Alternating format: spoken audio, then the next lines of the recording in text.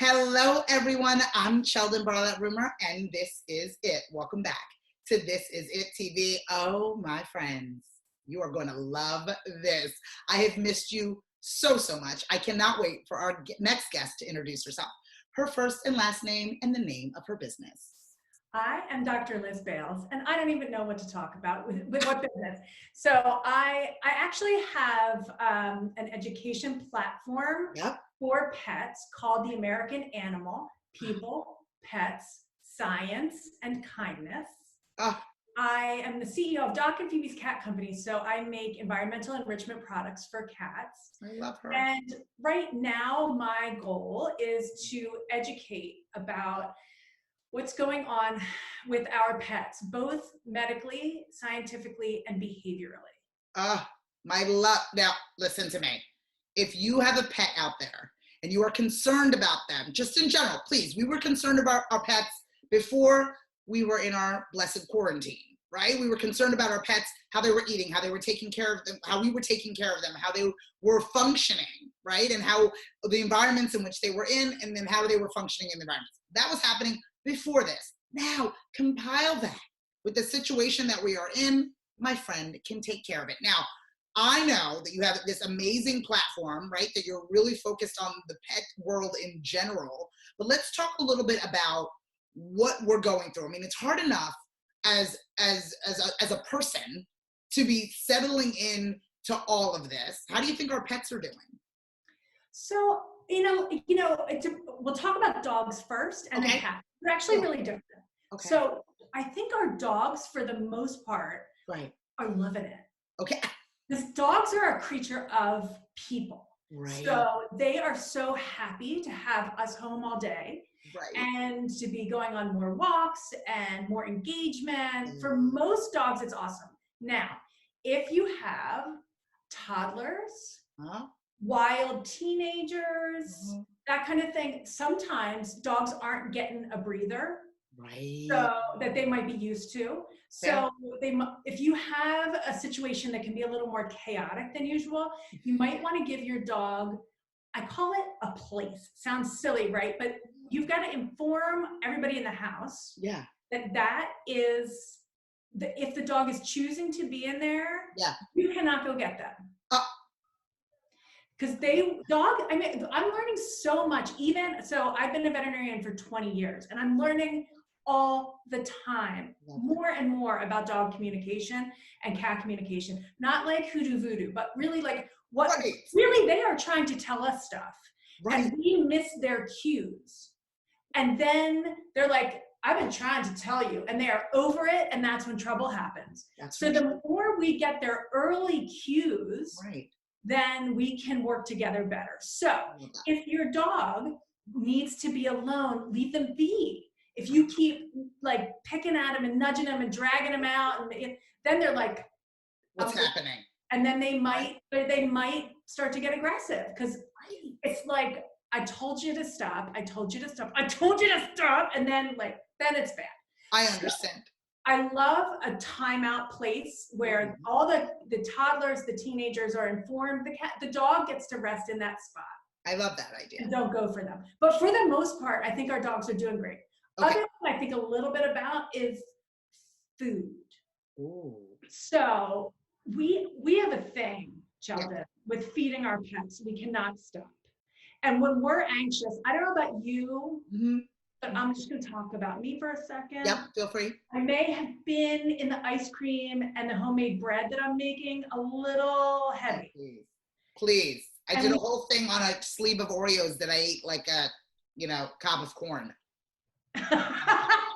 First, I want pictures of that. But we can have a tendency to do the same thing to our dogs and cats. So what we don't think about is, like, my dog is about 60 pounds. Right. So I am a little more than that.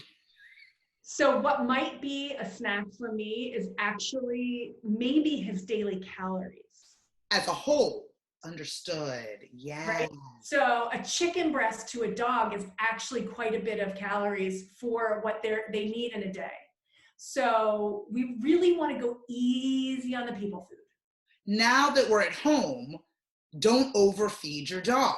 Don't overfeed. Right? Don't let the kids overfeed your dog, right? So the kids around, you're around, where they used to have regimens, now they're getting table scraps and snacks. They see the dog, they feed the dog. They see the dog, they feed the dog.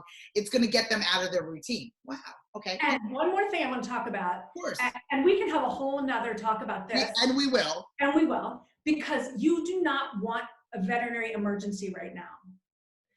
You don't want to be out. You don't want your veterinary staff to have to be out taking care of you. I mean, who's got a little extra money to throw away right now? And it's not throwing it away, of course. Right, but I mean, with the allocate, right, it's a lot. If you can prevent a problem, you want to do that.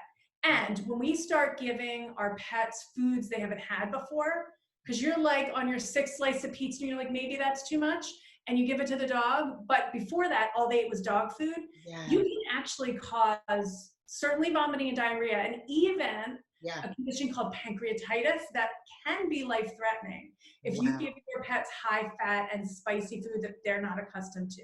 Which could lead you to a veterinary visit.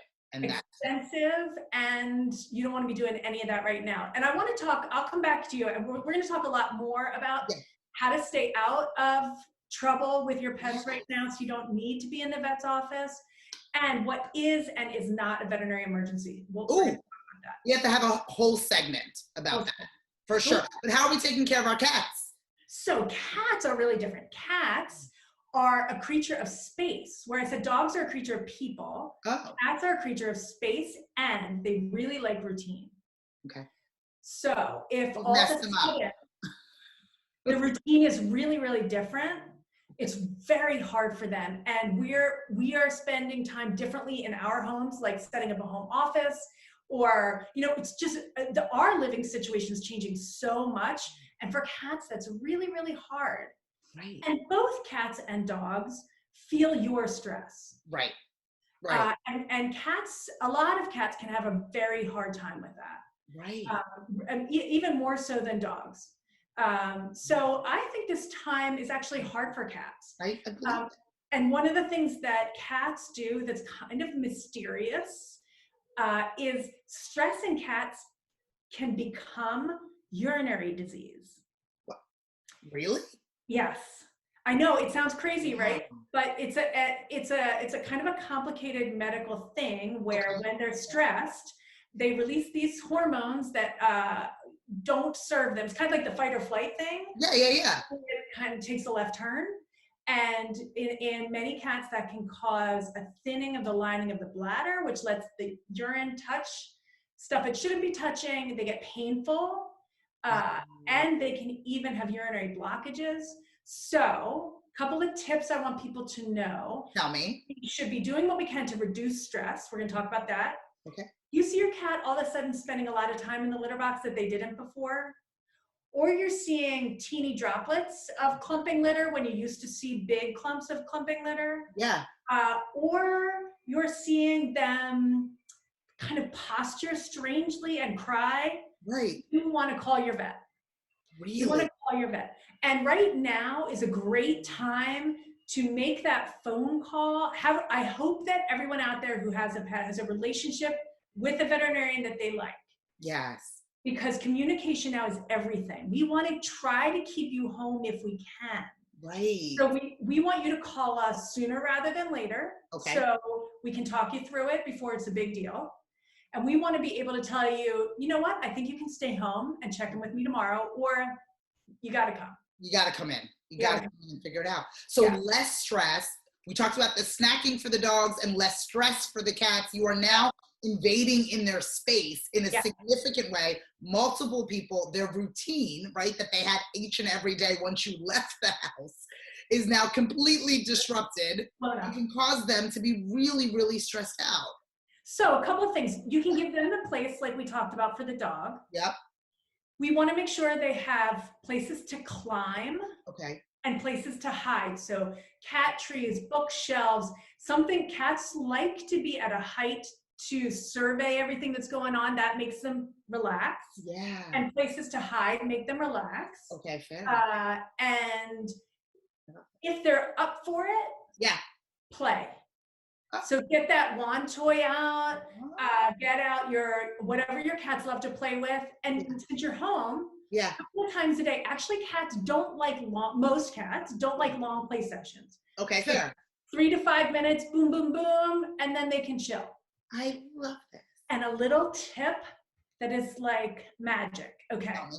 So when cats are predators. Okay. All right. And they like to hunt, catch, play, eat. Yeah. And that's when they know they're done. That's their whole central nervous system is geared up to be on this amazing predatory edge. Like when you play with your cat, you see them, it's so fun to watch. And then if you just stop, they're like, what's happening? Right. To them, it's not over. Particularly if you're using a laser and it's just gone. Right. They're like they're still hunting. They're still hunting. And they might then hunt your legs later, or your drapes, or pee outside the litter box, or shred something they shouldn't, because they have all this misdirected energy. Easy fix. Take some sort of toy. Yeah. If you're playing with the laser, finish with the laser on the toy. Right. So they can actually get it. They need to get something so it's over. And then give them a little treat. Even a couple pieces of their kibble or some sort of treat. It's really that pattern of they get to catch it and then eat, and now it's over and I can chill. They need closure. They need closure. Your cat needs closure. Okay, so we're walking our dogs. We're not giving them table food. We're making sure that they have a safe place. The cat also has a private space. We're making sure that they're a little bit more active. You have invaded in their space, so make sure we're respectful of that. And then let them finish the hunt. Let them finish the hunt. I think I'm obsessed with you. You are going to save so many relationships, because sometimes the pets are priority, and we want to make sure that you are coming to us as often as possible. Can you promise me that you will do that? Can't wait. I can't wait. I'm so excited. Okay, so if people want to follow Fannin like you, get more information and more helpful hints and tips on how to take care of the furry friends in their lives, where would they find that information? Sheldon, I'm all over the place. I know you are. I'm all over the place. So docandphoebe.com for cats. The American Animal for dog and cat stuff.